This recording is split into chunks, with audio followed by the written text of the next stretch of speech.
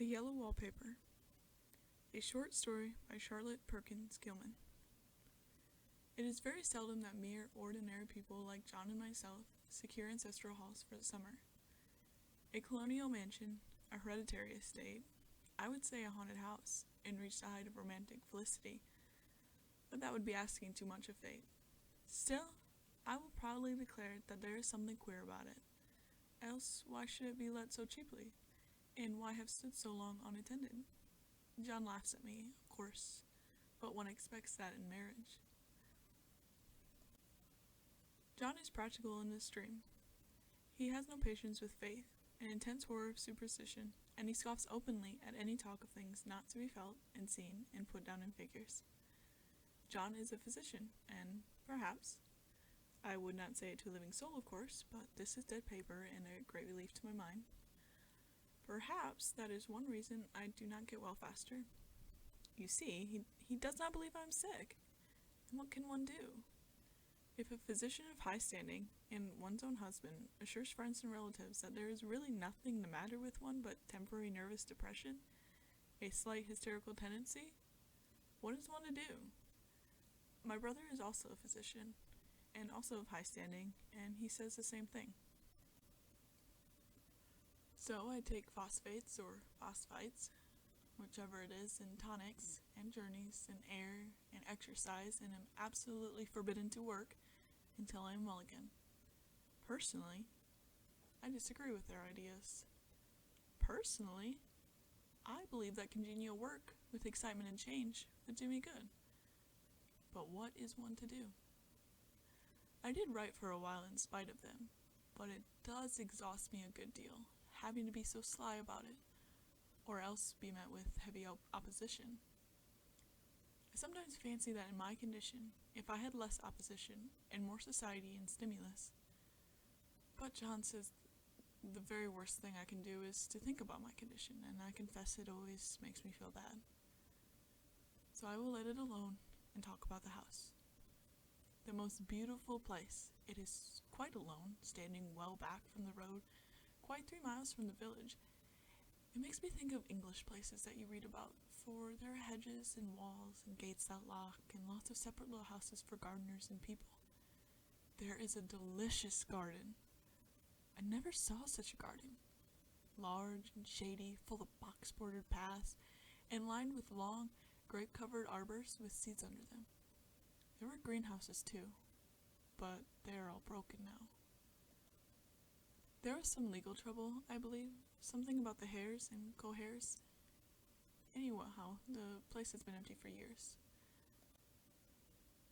That spoils my ghostliness, I'm afraid, but I don't care. There's something strange about the house. I can feel it. I even said so to John one moonlight evening, but he said what I felt was a draught, and shut the window. I get unreasonably angry with John sometimes. I'm sure I never used to be so sensitive. I think it is due to this nervous condition. But John says if I feel so, I shall neglect proper self-control. So I take pains to control myself, before him at least, and that makes me very tired. I don't like our room a bit. I wanted one downstairs that opened on the piazza and roses all over the window, and such pretty old-fashioned chintz hangings. But John would not hear of it. He said there was only one window, and not room for 2 beds, and no near room for him if he took another. He is very careful and loving, and hardly lets me stir without special direction. I have a scheduled prescription for each hour in the day. He takes all the care of me, and so I feel basely ungrateful not to value it more. He said we came here solely on my account, that I was to have perfect rest and all the air I could get. Your exercise depends on your strength, my dear, said he, and your food somewhat on your appetite. But air you can absorb all the time, so we took the nursery at the top of the house. It is a big, airy room, the whole floor nearly, with windows that look all ways, and air, and sunshine galore. It was nursery first, and then playground and gymnasium, I should judge, for the windows are barred for little children, and there are rings and things in the walls. The paint and paper look as if a boys' school had used it. It is stripped off the paper in great patches all around the head of my bed, about as far as you can reach, and in a a gray place on the other side of the room, low down, I never saw a worse paper in my life. One of those sprawling, flamboyant patterns committing every artistic sin. It is dull enough to confuse the eye and fouling, pronounced enough to constantly irritate and provoke study, and when you follow the lane, uncertain curves for a little distance and suddenly commit suicide, plunge off at outrageous angles, destroy themselves in unheard of contradictions. The color is repellent, almost revolting, a smoldering, unclean yellow, strangely faded by the slow-turning sunlight. It is a dull, yet lurid orange in some places, a sickly sulfur tint in others. No wonder the children hated it. I should hate myself if I had to live in this room longer. There comes John, and I must put this away. He hates to have me write a word. We have been here 2 weeks, and I haven't felt like writing before since the first day. I am sitting by the window now, up in this atrocious nursery, and there's nothing to hinder my writing as much as I please, save lack of strength. John is away all day, and even some nights when his cases are serious. I'm glad my case is not serious, but these nervous troubles are dreadfully depressing. John does not know how much I really suffer. He knows there is no reason to suffer, and that satisfies him. Of course it is only nervousness. It does weigh on me so not to do my duty in any way. I meant to be such a help to John, such a real rest and comfort, and here I am a comparative burden already. Nobody believed what an effort it is to do what little I am able, to dress and entertain and order things. It is fortunate Mary is so good with the baby, such a dear baby, and yet I cannot be with him. It makes me so nervous. I suppose John never was nervous in his life. He laughs at me so about this wallpaper. At first he meant to repaper the room, but afterwards he said that I was letting it get to me, the better of me, and that nothing was worse for a nervous patient than to give way to such fancies. He said that after the wallpaper was changed, it would be the heavy bedstead, and in the barred windows, and in that gate at the head of the stairs, and so on. You know the place is doing you good, he said, and really, dear, I don't care to renovate the house just for a 3 months rental. Then do let us go downstairs, I said. There are such pretty rooms there. Then he took me in his arms and called me a blessed little goose, and said he would go down cellar if I wished, and have it whitewashed into the bargain. But he is right enough about the beds and windows and things. It is as airy and comfortable a room as anyone need wish, and of course I would not be so silly as to make him uncomfortable, just for a whim. I'm really getting quite fond of the big room, all but that horrid paper. Out of one window I can see the garden, those mysterious deep-shaded arbors, the riotous old-fashioned flowers and bushes and gnarly trees. Out of another I get a lively view of the bay and a little private wharf belonging to the estate. There is a beautiful shaded lane that runs down there from the house. I always fancy I see people walking in these numerous paths and arbors, but John has cautioned me not to give way to fancy in the least. He says that with my imaginative power and habit of story-making, a nervous weakness like mine is sure to lead to all manner and excited fancies, and that I ought to use my will and good sense to check the tendency. So I try. I think sometimes that I were only well enough to write a little, it would relieve the press of ideas and rest me. But I find I get pretty tired when I try.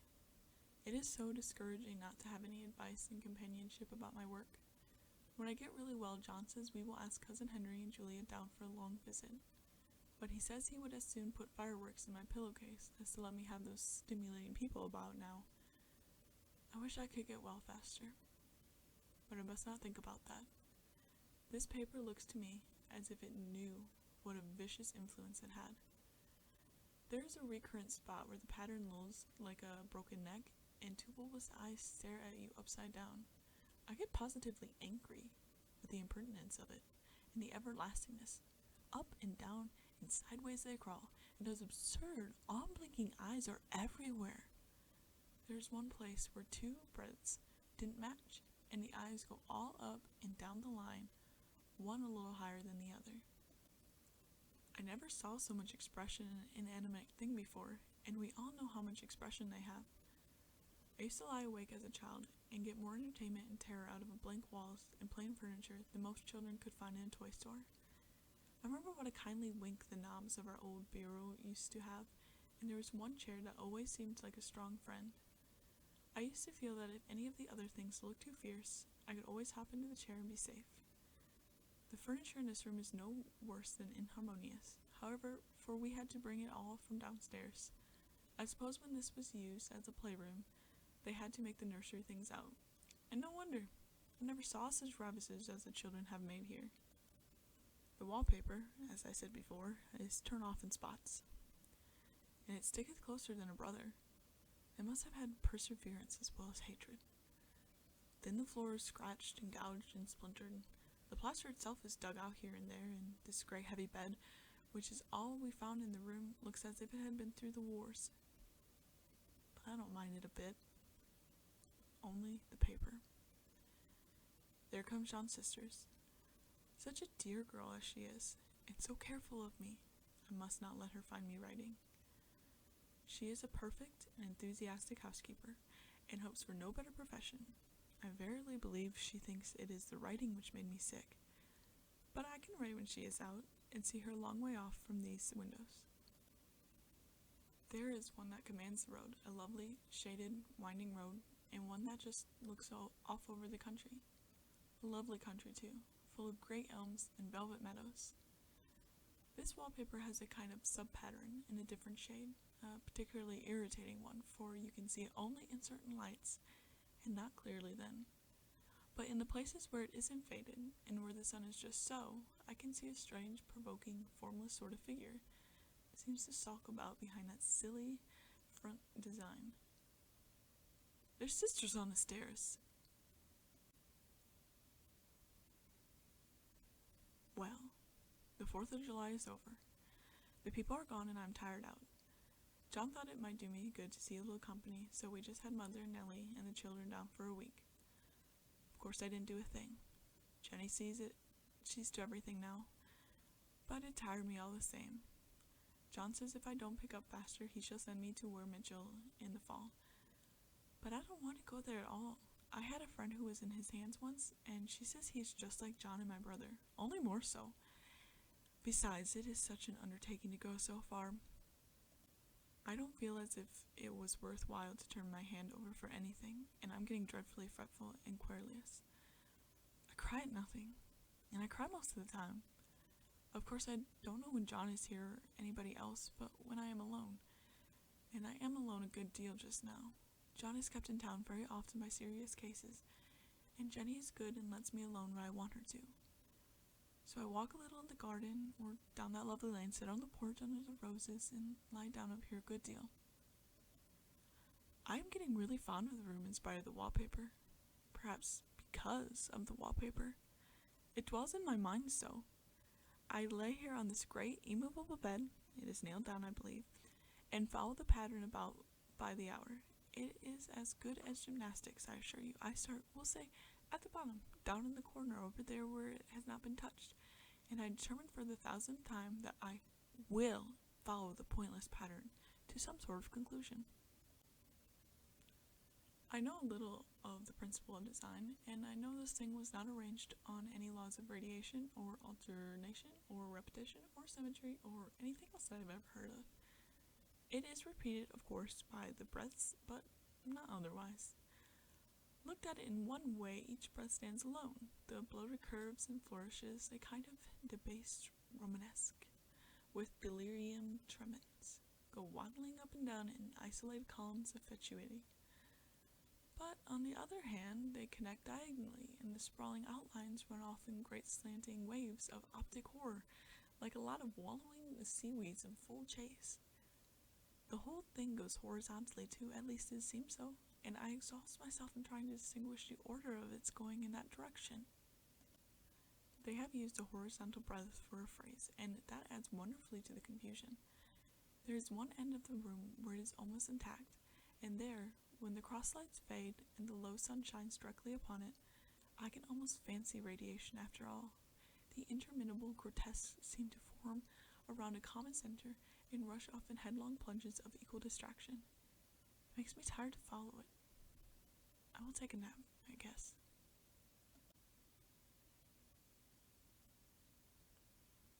I don't know why I should write this. I don't want to. I don't feel able. And I know John would think it absurd, but I must say what I feel and think in some way. It is such a relief. But the effort is getting to be greater than the relief. Half the time now I'm awfully lazy, and I lie down ever so much. John says I mustn't lose my strength, and has me take cod liver oil and lots of tonics and things, to say nothing of ale and wine and rare meat. Dear John! He loves me very dearly, and hates to have me sick. I tried to have a real earnest, reasonable talk with him the other day, and tell him how I wish he would let me go and make a visit to Cousin Henry and Julia. But he said I wasn't able to go, nor able to stand it after I got there, and I did not make out a very good case for myself, for I was crying before I had finished. It is going to be a great effort for me to think straight. Just this nervous weakness, I suppose. And dear John gathered me up in his arms and just carried me upstairs and laid me on the bed and sat by me and read to me till I was tired in my head. He said I was his darling and his comfort and all he had, and that I must take care of myself for his sake and keep well. He says no one but myself can help me out of it, that I must use my will and self-control and not let any silly fancies run away with me. There's one comfort. The baby is well and happy, and does not have to occupy this nursery with the horrid wallpaper. If we had not used it, the blessed child would have. What a fortunate escape! Why, I wouldn't have a child of mine, an impressionable little thing, live in such a room for worlds. I never thought of it before, but it is lucky that John kept me here after all. I can stand it so much easier than a baby, you see. Of course, I never mention it to them anymore. I am too wise. But I keep watch of it all the same. There are things in that paper that nobody knows but me, or ever will. Behind the outside pattern, the dim shapes get clearer every day. It is always the same shape, only very numerous, and it is like a woman, stooping down and creeping about behind that pattern. I don't like it a bit. I wonder, I begin to think, I wish John would take me away from here. It is so hard to talk with John about my case, because he is so wise, and because he loves me so. But I tried it last night. It was moonlight. The moon shines in all around just as the sun does. I hate to see it sometimes. It creeps so slowly and always comes in by one window or another. John was asleep and I hated to waken him, so I kept still and watched the moonlight on the undulating wallpaper till I felt creepy. The faint figure behind seemed to shake the pattern just as if she wanted to get out.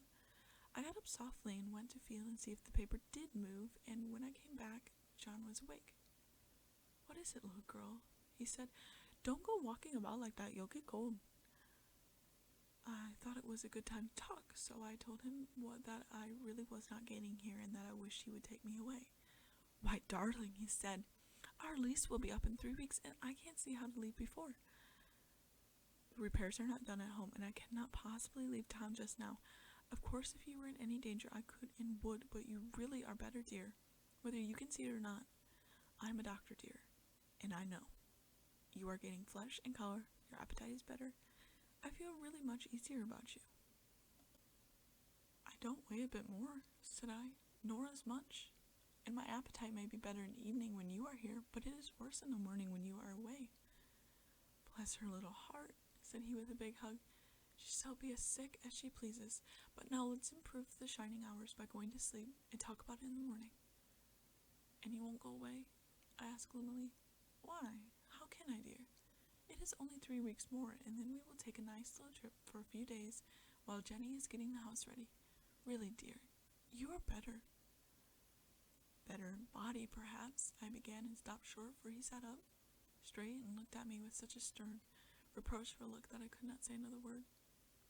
"My darling," said he, "I beg of you, for my sake and for our child's sake, as well as for your own, that you will never, for 1 instant, let that idea enter your mind.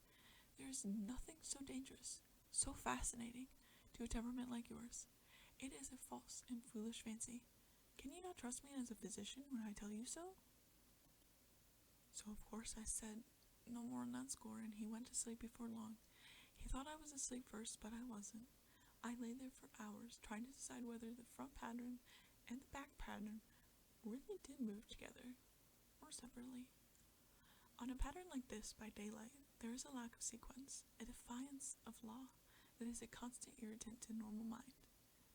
The color is hideous enough and unreliable enough and infuriating enough, but the pattern is torturing.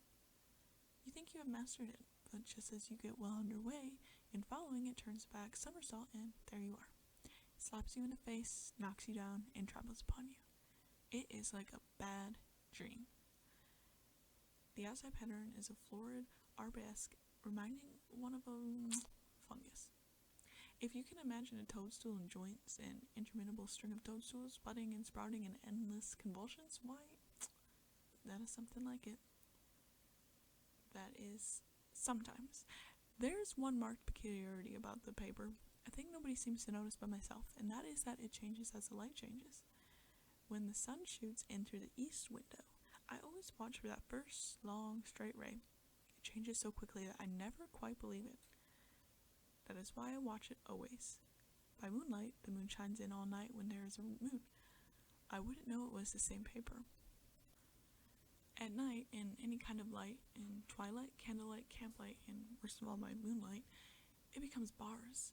The outside pattern, I mean, and the woman behind it as plain as can be. I didn't realize it for a long time, what the thing was that showed behind, the dim sub-pattern, but now I am quite sure it is a woman. By daylight she is subdued, quiet. I fancy it is the pattern that keeps her so still. It is so puzzling. It keeps me quiet by the hour. I lie down ever so much now. John says it is good for me, and to sleep all I can. Indeed, he started the habit by making me lie down for an hour after each meal. It is a very bad habit, I am convinced, for, you see, I don't sleep. And that cultivates deceit, for I don't tell him when I'm awake. Oh no. The fact is, I'm getting a little afraid of John. He seems very queer sometimes, and even Jenny has an inexplicable look. It strikes me occasionally, just as a scientific hypothesis, that perhaps it is the paper. I've watched John when he did not know I was looking, and come into the room suddenly on the most innocent excuses, and I've caught him several times looking at the paper, and Jenny too. I caught Jenny with her hand on it once. She didn't know I was in the room, and when I asked her in a very quiet voice, with the most restrained manner possible, what she was doing with the paper, she turned around as if she had been caught stealing, and looked quite angry, asked me why I should frighten her so. Then she said that the paper stained everything it touched, that she had found yellow smooches on all my clothes and John's, and she wished we would be more careful. Did not that sound innocent? But I know she was studying that pattern, and I am determined that nobody shall find it out but myself.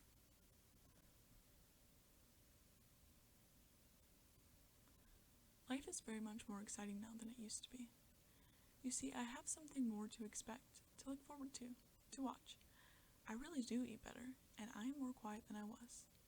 John is so pleased to see me improve. He laughed a little the other day and said I seemed to be flourishing in spite of my wallpaper. I turned it off with a laugh. I had no intention of telling him it was because of the wallpaper. He would make fun of me. He might even want to take me away. I don't want to leave now until I have found it out. There's a week more, and I think that will be enough. I'm feeling ever so much better. I don't sleep much at night, for it is so interesting to watch developments, but I sleep a good deal during the daytime. In the daytime, it is tiresome and perplexing. There are always new shoots on the fungus and new shades of yellow all over it. I cannot keep count of them, though I have tried conscientiously. It is the strangest yellow, that wallpaper. It makes me think of all the yellow things I ever saw. Not beautiful ones like buttercups, but old, foul, bad yellow things. But there is something else about that paper. The smell. I noticed it the moment it came into the room, but with so much air and sun, it was not bad. Now we have had a week of fog and rain, and whether the windows are open or not, the smell is here. It creeps all over the house. I find it hovering in the dining room, skulking in the parlor, hiding in the hall, lying in wait for me at the stairs. It gets into my hair. Even when I go to ride, if I turn my head suddenly and surprise it, there is that smell. Such a peculiar odor, too. I have spent hours in trying to analyze it, to find what it smelled like. It is not bad at first, and very gentle, but quite the subtlest, most enduring odor I ever met.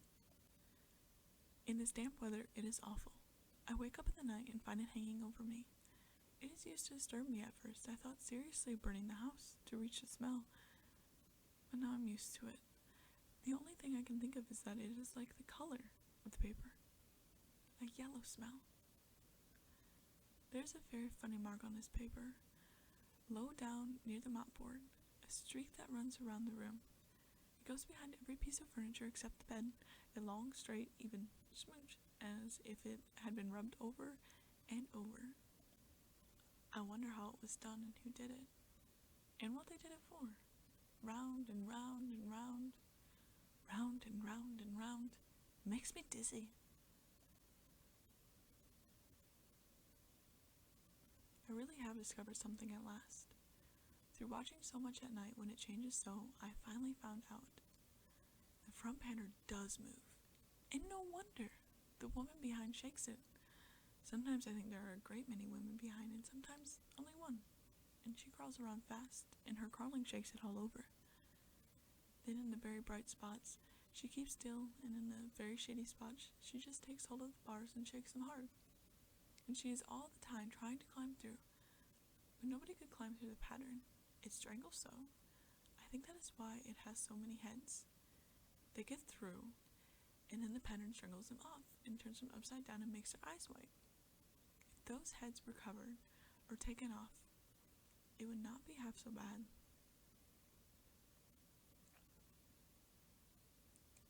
I think that woman gets out in the daytime. I'll tell you why privately. I've seen her. I can see her out every one of my windows. It is the same woman, I know, for she is always creeping, and most women do not creep by daylight. I see her on the long shaded lane, creeping up and down. I see her in those dark grape arbors, creeping all around the garden. I see her on that long road, under the trees, creeping along, and when a carriage comes, she hides under the blackberry vines. I don't blame her a bit. It must be very humiliating to be caught creeping by daylight. I always lock the door when I creep by daylight. I can't do it at night, for I know John would suspect something at once. John is so queer now that I don't want to irritate him. I wish he would take another room. Besides, I don't want anybody to get that woman out at night by myself. I often wonder if I could see her out of all the windows at once. But, turn as fast as I can only see out of one at one time. And though I always see her, she may be able to creep faster than I can. I have watched her sometimes away off in the open country, creeping as fast as a cloud shadow in a high wind. If only that top pattern could be gotten off from the under one. I mean to try it, little by little. I have found out another funny thing, but I shan't tell it this time. It does not do to trust people too much. There are only 2 more days to get this paper off, and I believe John is beginning to notice. I don't like the look in his eyes, and I hear him ask Jenny a lot of professional questions about me. She had a very good report to give. She said I slept a good deal in the daytime. John knows I don't sleep very well at night, for so quiet. He asked me all sorts of questions too, and pretended to be very loving and kind, as if I couldn't see through him. Still, I don't wonder he acts so, sleeping under this paper for 3 months. It only interests me, but I feel sure John and Jenny are secretly affected by it.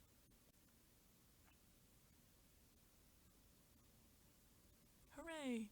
This is the last day. But it is enough.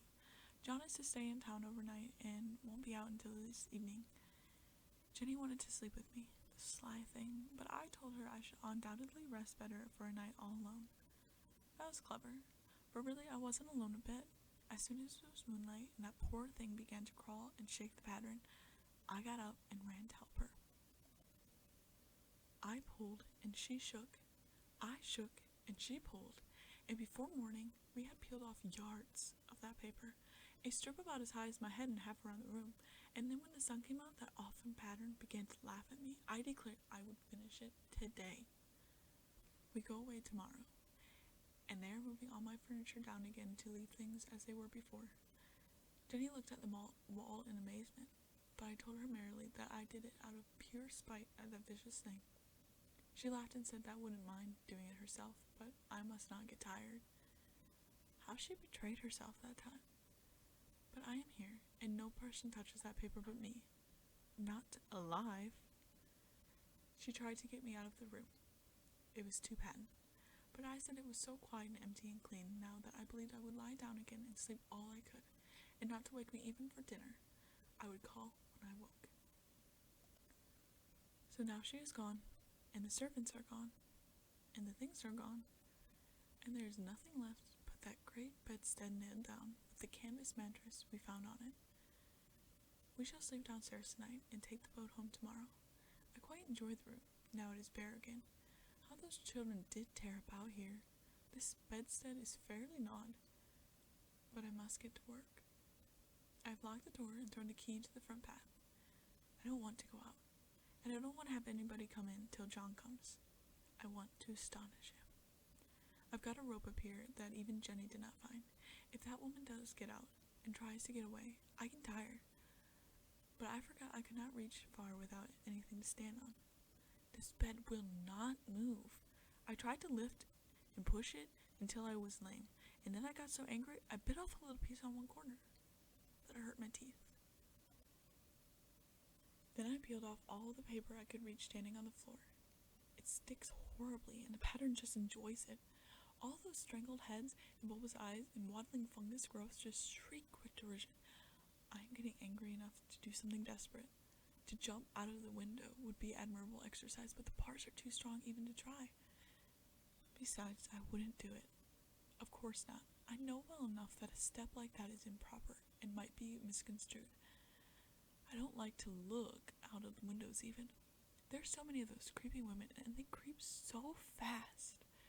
I wonder if they all came out of the wallpaper as I did. But I am securely fastened now by my well-hidden rope. You don't get me out in the road there. I suppose I shall have to get back behind the pattern when it comes night, and that is hard. It is so pleasant to be out in this great room and creep around as I please. I don't want to go outside. I won't, even if Jenny asks me to. For outside you have to creep on the ground, and everything is green instead of yellow. But here I can creep smoothly on the floor, and my shoulder just fits in that long smooch around the wall, so I cannot lose my way. Why, there's John at the door. It is no use, young man. You can't open it. How he does call and pound. Now he's crying for an axe. It would be a shame to break down that beautiful door. John, dear, said I in the gentlest voice, the key is down by the front steps under a plantain leaf. That silenced him for a few moments. Then he said very quietly indeed, Open the door, my darling. I can't, said I. The key is down by the front door under the leaf. And then I said it again several times, very gently and slowly, and said it so often that he had to go and see, and he got it, of course, and came in. He stopped short by the door. What is the matter? He cried. For God's sake, what are you doing? I kept on creeping just the same, but I looked at him over my shoulder.